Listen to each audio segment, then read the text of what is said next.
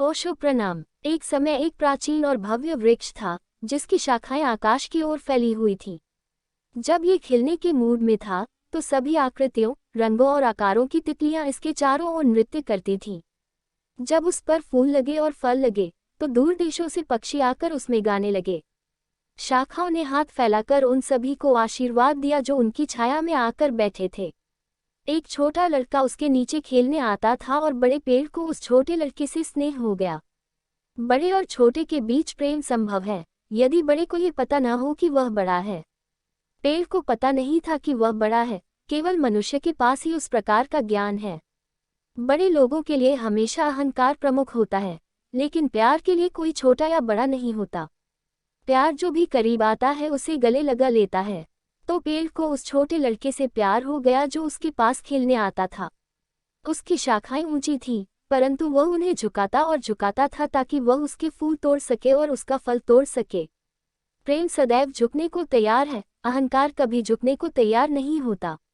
यदि तुम अहंकार के पास जाओगे तो उसकी शाखाएं और भी अधिक ऊपर की ओर फैलेंगी। ये कठोर हो जाएगा जिससे आप उस तक नहीं पहुंच पाएंगे। चंचल बच्चा आया और पेड़ ने अपनी शाखाएं झुका दी। जब बच्चे ने कुछ फूल तोड़े तो पेड़ बहुत प्रसन्न हुआ, उसका संपूर्ण अस्तित्व प्रेम के आनंद से भर गया। प्यार हमेशा खुश होता है जब वह कुछ दे सकता है, अहंकार हमेशा खुश होता है जब वह ले सकता है। लड़का बड़ा हो गया। कभी कभी वह पेड़ की गोद में सोता था, कभी उसका फल खाता था, और कभी कभी वह पेड़ के फूलों का मुकुट पहनता था और जंगल के राजा की तरह व्यवहार करता था। प्रेम के फूल होने पर व्यक्ति राजा जैसा बन जाता है, लेकिन अहंकार के कांटे होने पर व्यक्ति गरीब और दुखी हो जाता है। लड़के को फूलों का मुकुट पहने और नाचते हुए देखकर पेड़ खुशी से भर गया। इसने प्यार से सिर हिलाया, ये हवा में गाया। लड़का और भी बड़ा हो गया। वह पेड़ पर चढ़कर उसकी शाखाओं पर झूलने लगा। जब लड़का उसकी शाखाओं पर आराम करने लगा तो पेड़ को बहुत खुशी हुई। प्यार खुश होता है जब वह किसी को आराम देता है, अहंकार तभी प्रसन्न होता है जब वह असुविधा देता है। समय बीतने के साथ लड़के पर अन्य कर्तव्यों का बोझ आ गया। महत्वाकांक्षा बढ़ी, उसे उत्तीर्ण होने के लिए परीक्षाएं देनी थी। उसके पास बातें करने और घूमने फिरने के लिए दोस्त थे, इसलिए वह अक्सर नहीं आता था। लेकिन पेड़ उसके आने का उत्सुकता से इंतजार कर रहा था। इसने अपनी आत्मा से पुकारा, आओ, आना, मेरे द्वारा आपकी प्रतीक्षा की जा रही है। प्यार दिन रात इंतजार करता है और पेड़ इंतजार करता रहा। जब लड़का नहीं आया तो पेड़ उदास हो गया। प्यार तब दुखद होता है जब वह साझा नहीं कर सकता, प्यार तब दुखद होता है जब वह दे नहीं सकता। प्रेम तब आभारी होता है जब वह साझा कर सकता है। जब ये पूर्ण रूप से समर्पण कर सकता है तो प्रेम सबसे अधिक प्रसन्न होता है। जैसे जैसे वह बड़ा हुआ, लड़का पेड़ के पास कम आता गया। जो आदमी बड़ा हो जाता है, जिसकी महत्वाकांक्षाएं बढ़ती हैं, उसे प्यार के लिए समय कम मिलता जाता है। लड़का अब सांसारिक मामलों में खो गया था। एक दिन जब वह वहां से गुजर रहा था तो पेड़ ने उससे कहा, मैं तुम्हारा इंतजार करता हूँ लेकिन तुम नहीं आते। मैं आपसे रोजाना उम्मीद करता हूँ। लड़के ने कहा, तुम्हारे पास क्या है? मुझे आपके पास क्यों आना चाहिए? क्या आपके पास पैसे हैं? मैं पैसे की तलाश में हूँ। अहंकार सदैव प्रेरित होता है। यदि कोई उद्देश्य पूरा करना हो तो ही अहंकार आएगा, लेकिन प्रेम उद्देश्यहीन है। प्रेम का अपना प्रतिफल है। चौंककर पेड़ बोला, मैं कुछ दूंगा तभी तुम आओगे। जो रोकता है वह प्रेम नहीं है।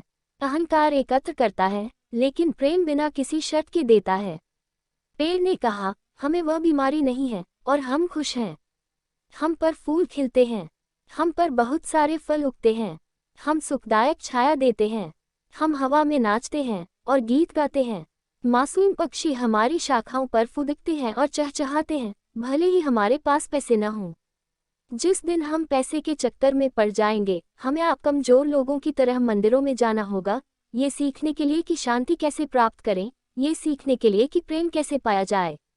नहीं, हमें पैसों की कोई ज़रूरत नहीं है। लड़के ने कहा, तो फिर मैं आपके पास क्यों आऊं? मैं वहां जाऊंगा जहां पैसा है। मुझे पैसों की ज़रूरत है। अहंकार धन मांगता है क्योंकि उसे शक्ति की आवश्यकता होती है।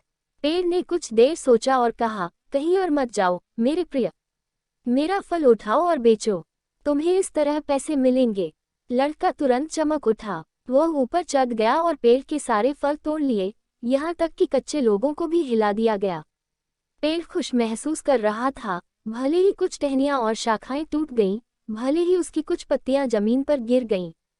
टूटकर भी प्यार खुश होता है, पर अहंकार पाकर भी खुश नहीं होता। अहंकार सदैव अधिक की इच्छा रखता है। पेड़ को इस बात का ध्यान ही नहीं रहा कि लड़के ने उसे धन्यवाद देने के लिए एक बार भी पीछे मुड़कर नहीं देखा। इसे तब धन्यवाद मिला जब लड़के ने इसके फल तोड़ने और बेचने का प्रस्ताव स्वीकार कर लिया। काफी देर तक लड़का वापस नहीं आया। अब उसके पास पैसा था और वह उस पैसे से और पैसे कमाने में लगा हुआ था। वह पेड़ के बारे में सब भूल गया था। इतने वर्ष बीत गए, पेड़ उदास था। वह लड़के की वापसी के लिए तरस रही थी, उस माँ की तरह जिसके स्तन दूध से भरे हुए हैं लेकिन जिसका बेटा खो गया है। उसका पूरा अस्तित्व अपने बेटे के लिए तरसता है। वह पागलों की तरह अपने बेटे की तलाश करती है ताकि वह आकर उसे हल्का कर सके। ऐसी थी उस पेड़ की आंतरिक पुकार। उसका पूरा अस्तित्व पीड़ा में था। कई वर्षों के बाद अब लड़का वयस्क हो गया और पेड़ के पास आया।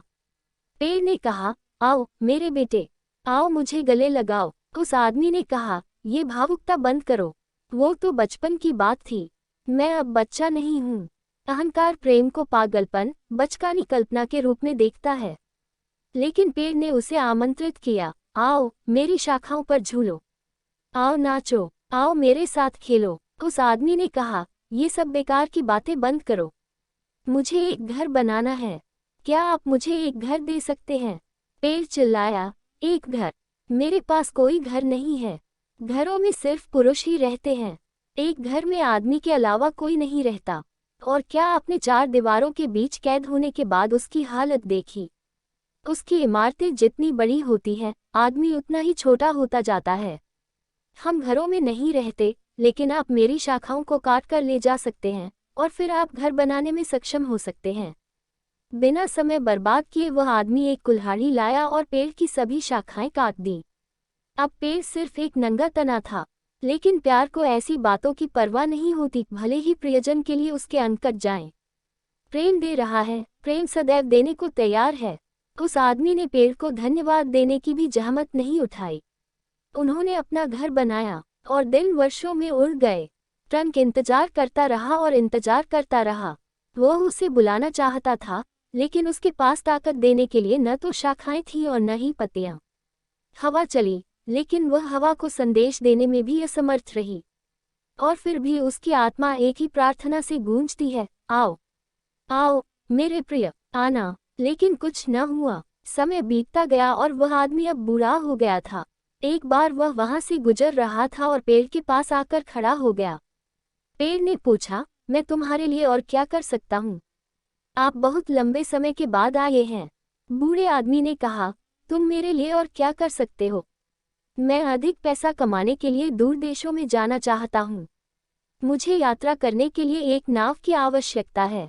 पेड़ ने प्रसन्न होकर कहा, लेकिन ये कोई समस्या नहीं है मेरे प्रिय। मेरी सूंड काट दो और उससे एक नाव बनाओ। मुझे बहुत खुशी होगी अगर मैं पैसे कमाने के लिए दूर देशों में जाने में आपकी मदद कर सकूं। लेकिन कृपया याद रखें, मैं हमेशा आपकी वापसी का इंतजार करूंगा। वह आदमी एक आरी लाया, उसका तना काटा, एक नाव बनाई और चल दिया। अब पेड़ एक छोटा सा ठूंठ है और यह अपने प्रियजन के लौटने का इंतजार करता है। ये प्रतीक्षा करता है और यह प्रतीक्षा करता है और यह प्रतीक्षा करता है। वह आदमी कभी वापस नहीं आएगा। अहंकार केवल वही जाता है जहां कुछ हासिल करना होता है और अब पेड़ के पास देने के लिए कुछ भी नहीं है, बिल्कुल भी कुछ नहीं है। अहंकार वहां नहीं जाता जहां पाने को कुछ न हो। अहंकार एक शाश्वत भिखारी है, निरंतर मान की स्थिति में है और प्रेम दान है। प्रेम एक राजा है, एक सम्राट है। क्या प्यार से बड़ा कोई राजा है? एक रात मैं उस ठूंठ के पास आराम कर रहा था। इसने मुझसे फुसफुसा कर कहा, मेरा वो दोस्त अभी तक वापस नहीं आया है। मुझे बहुत चिंता हो रही है कि कहीं वह डूब न जाए या खो न जाए।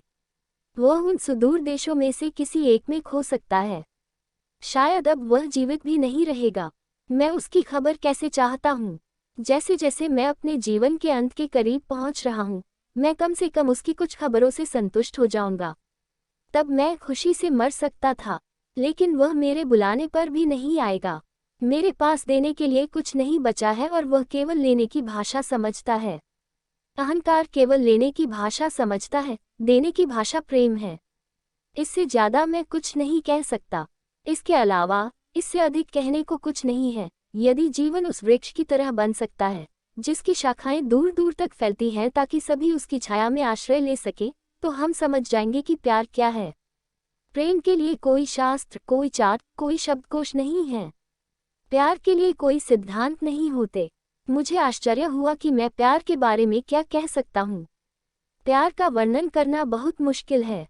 प्यार बस वही है। अगर आप मेरे पास आएं और उनमें देखें तो आप शायद इसे मेरी आंखों में देख सकते हैं। मुझे आश्चर्य है कि क्या आप इसे महसूस कर सकते हैं क्योंकि मेरी बाहें आलिंगन में फैली हुई हैं।